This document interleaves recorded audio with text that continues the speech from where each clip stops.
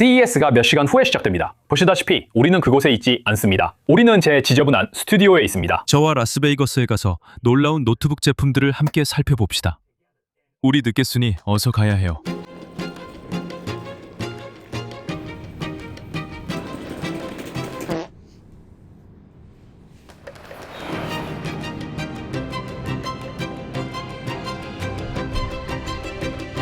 이번 주 기대하는 노트북 뉴스는 인텔의 새로운 펜서레이크 칩입니다. 이 칩은 완전히 새로운 효율적인 노트북 세대를 예고합니다. 인텔 코어 울트라 시리즈 3을 직접 확인하러 갑니다.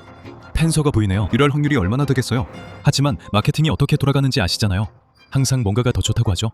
오늘은 실제 펜서레이크 노트북을 직접 만져보고 차이를 느낄 수 있는지 확인해봅시다. 그리고 시작하기에 에이서만큼 좋은 것도 없겠죠? 에이서는 최신 노트북 공개를 위해 이 행사를 마련했습니다. 그럼 몇 가지를 살펴보죠.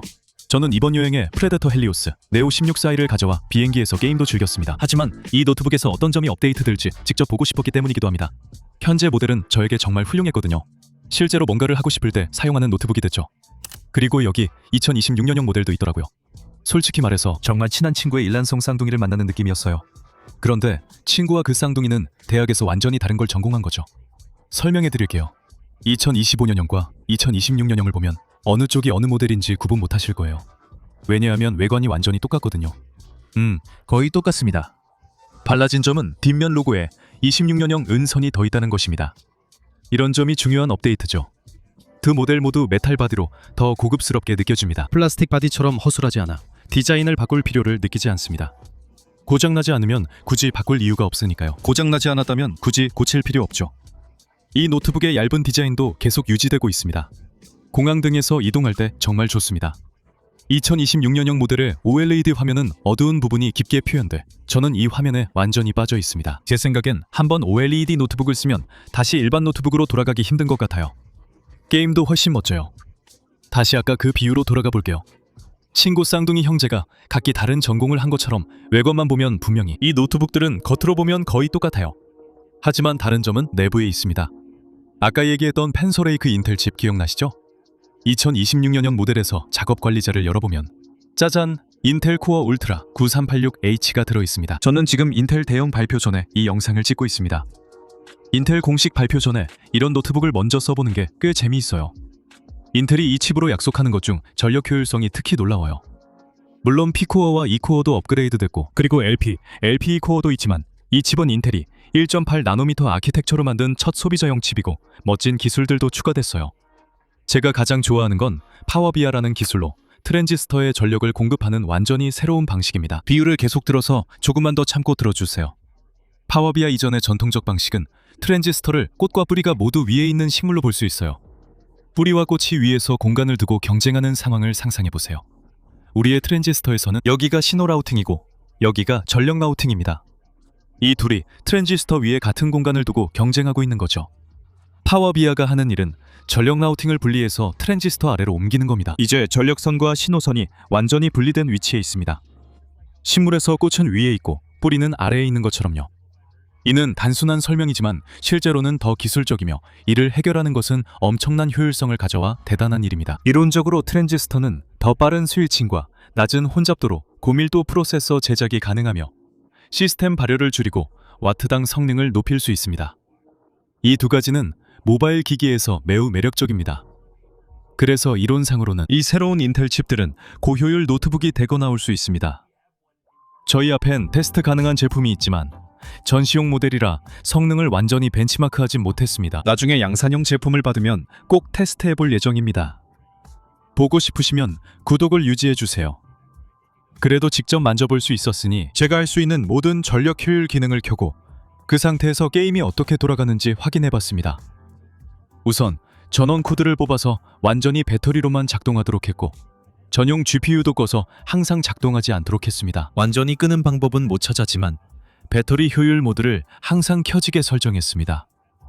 이 기능은 노트북 배터리가 30% 이하일 때 자동으로 전력 절약을 합니다. 이후 게임을 실행해봤습니다. 솔직히 제 경험상 예상보다 훨씬 부드럽게 동작했습니다.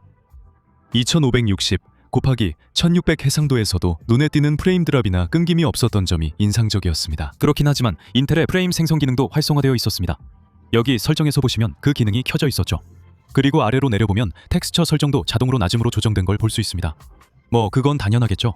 그런데도 정말 잘 돌아갔습니다. 저는 이런 부분을 더 테스트해보고 싶어요. 그러니까 이걸 한 개까지 밀어붙여보고 싶다는 거죠. 이걸로 프레임 드랍 없이 얼마나 오래 플레이할 수 있을까요? 이런 노트북 배터리로 다빈치 리솔브에서 4K 영상을 얼마나 오래 편집할 수 있을지 궁금합니다. 잠깐 테스트해보니 기대가 돼서 계속 테스트해보고 싶더라고요. 지금까지는 CPU의 전력 효율성에 대해 이야기했습니다. 하지만 새 인텔 칩에는 업그레이드된 NPU도 있습니다. 이번 26 리프레시 모델에는 2025년 버전 노트북보다 3배 넘는 TOPS가 들어간 걸로 합니다. 13 TOPS에서 40 이상으로 크게 올랐죠. 그래서 이번 모델도 코어 파일럿 플러스 PC가 됐습니다. 그래서 신경망 관련 작업이 이 새 노트북에서 매우 효율적으로 실행됩니다. 직접 로컬 LLM을 사용하지 않아도 예를 들어 중통화에서 배경 흐리기 같은 기능에도 도움이 됩니다. 이런 기능들이 더 효율적으로 작동할 겁니다. 이게 이번 업그레이드의 핵심인 것 같습니다. 한 단어로 요약하자면 더 효율적이라고 할 수 있겠네요. 근데 지금 보니까 두 단어네요. 어쨌든 두 단어로 더 효율적입니다. 2026년 버전에는 RTX 5070까지 들어가니까요. 그래서 전원에 연결해서 사용할 때 꽤 좋은 성능을 기대할 수 있습니다. 배터리 사용 시에도 이 새로운 인텔 칩들은 자기 역할을 잘 해내고 있습니다. 이런 노트북이 더 많은 사용자에게 어필할 수 있게 됐어요. 효율성이 높고 이동 중 4K 영상 편집이 가능해. 콘텐츠 크리에이터나 고사양 게임을 즐기는 테크마니아에게 매력적입니다. 메탈 마감 덕분에 에이서 다른 제품보다 확실히 프리미엄 느낌이 납니다. 이 부분도 잠깐 언급해야 할 것 같아요. 방 안에 다양한 제품이 있지만 저는 이 제품에 집중하고 싶습니다. 2026년형 에이서 니트로 V16AI도 볼 기회가 있었습니다. 이 제품도 프리데터 힐리오스 니오 16AI처럼 나이트로의 인텔 코어 울트라 3 시리즈 칩이 들어가지만 이 모델은 7 시리즈입니다. 에이서의 가성비 게이밍 노트북에 가깝고 고등학생이나 대학생에게 추천합니다. 이 제품도 40톱스 이상의 성능을 가지고 있습니다. 그래서 이 제품 역시 코파일럿 플러스 PC이고 5070도 탑재되어 있습니다. 그래서 게임도 충분히 할 수 있죠. 하지만 이전 노트북과 달리 이 제품은 OLED 디스플레이가 아니고 메탈 마감도 적용되어 있지 않습니다. 그래서 다시 말하지만 이 제품은 게이밍 노트북 중에서도 좀 더 가성비를 중시하는 버전으로 차별화되고 있습니다. 그리고 이 제품에는 카메라 셔터가 있는데 다른 노트북에는 없는 기능입니다.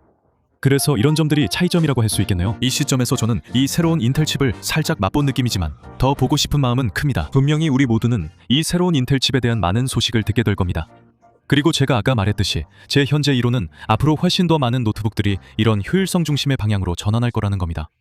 이건 확실히 우리 소비자들에게 이득이 되는 일이죠. 배터리가 오래가고 효율적인 노트북이 있다는 건 좋은 일입니다. CES에서 더 많은 소식을 전할 예정이니 지켜봐 주세요. 이번 컨퍼런스에서도 가장 황당한 걸 찾아볼 생각이에요. 매년 하는 일이죠. 아시잖아요. 여기엔 정말 황당한 것들이 많아요. 하지만 가장 황당한 게 뭘까요? 우리가 직접 찾아볼 겁니다. 그리고 이 자리를 빌려 저를 이 행사에 초대해주고 새로운 노트북을 직접 체험할 수 있게 해준 에이서와 인텔 관계자분들께 큰 감사를 전하고 싶습니다.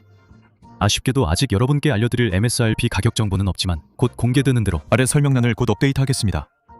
이 노트북들에 대한 모든 정보도 남겨둘 테니 꼭 확인하세요. 오늘은 여기까지입니다.